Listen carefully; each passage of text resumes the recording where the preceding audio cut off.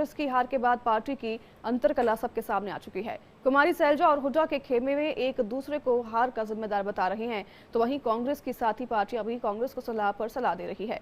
हरियाणा में 10 साल की एंटी इनकम्बेंसी के बाद भी कांग्रेस वनवास को खत्म करने का सपना पूरा नहीं कर पाई है। इसके पीछे प्रत्याशी चयन से लेकर मतदान के दिन तक चली कांग्रेस में अंतरकलह को बताया जा रहा है, जिसका खामियाजा न सिर्फ कांग्रेस को हरियाणा में हार के रूप में मिला है, बल्कि आने वाले चुनाव में भी कांग्रेस को टिकट वितरण में नुकसान का सामना करना पड़ सकता है।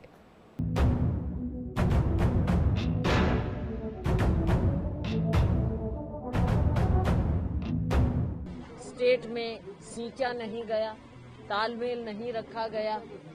जो कौन लोग हैं जो जिम्मेवार थे सबको साथ लेकर चलने के और पार्टी को एक दिखाने के और सबको बैलेंस आउट करने के, वो भी बातें हैं।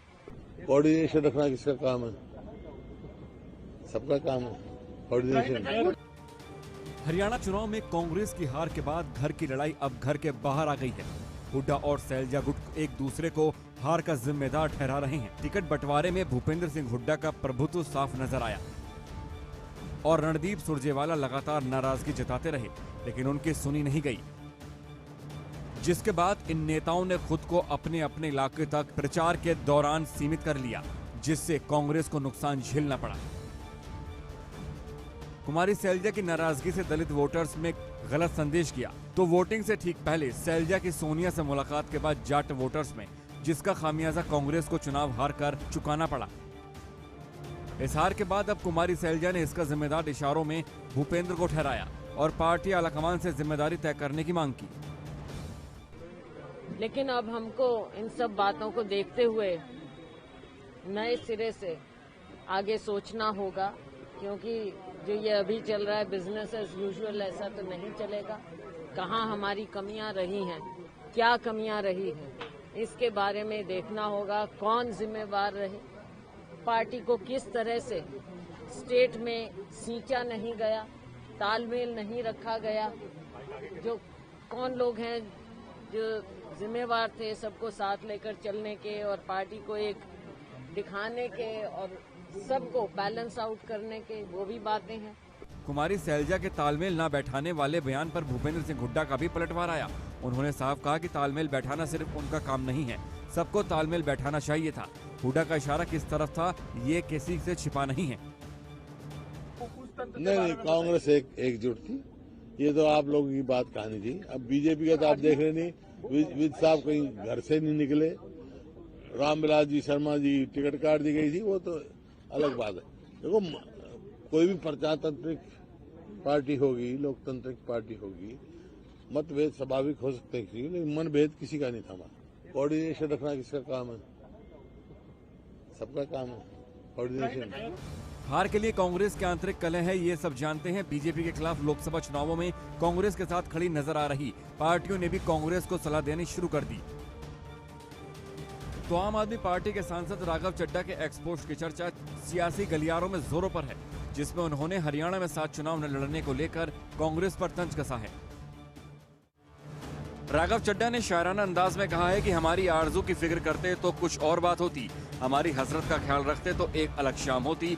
आज वो भी पछता रहा होगा मेरा साथ छोड़कर, अगर साथ साथ चलते तो कुछ और बात होती। वहीं शिवसेना, उद्धव गुट और नेशनल कॉन्फ्रेंस ने कांग्रेस को चुनाव लड़ने की रणनीति बदलने की बात कही है।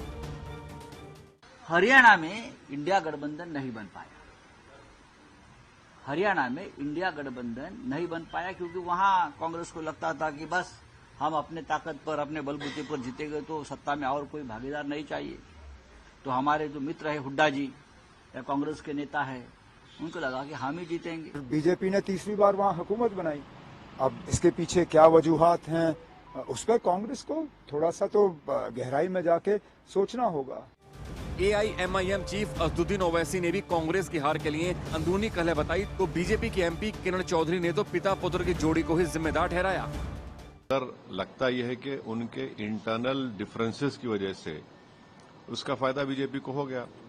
और तीसरी बात यह है कि बीजेपी को अगर आप जरा सा भी मौका देंगे इलेक्टोरल बैटल में, तो बीजेपी उसका फायदा उठा लेती है। जनता ने देख लिया। और दूसरी तरफ जो है केवल क्षेत्रवाद था, नजर आता था। एक व्यक्ति विशेष और उनके पुत्र वो नजर आते थे। वहां पे केवल षड्यंत्र नजर आते थे, एक दूसरे को काटना मारना, जो है पूरी तरह से कॉन्स्पिरेसीज करने, और फिर भ्रष्टाचार का बोलबाला पूरी तरह से था। तो हरियाणा की जनता ने ये बात स्वीकार ली है कि अब कांग्रेस नाम की चीज हरियाणा के अंदर नहीं रही। मैं शुरू से बोलती आ रही हूँ कि बाबू बेटा जो है पार्टी ये रह गई, और लोगों ने जो है उनको पूरी तरह से नकार दिया। हरियाणा को चुनाव वापसी खटपट की वजह से हार कर कांग्रेस का सिर्फ हरियाणा में वनवास से वापसी का सपना नहीं टूटा है, बल्कि उसे आने वाले चुनावों में गठबंधन में सीट बंटवारे में भी नुकसान झेलना होगा। Bureau report, India daily.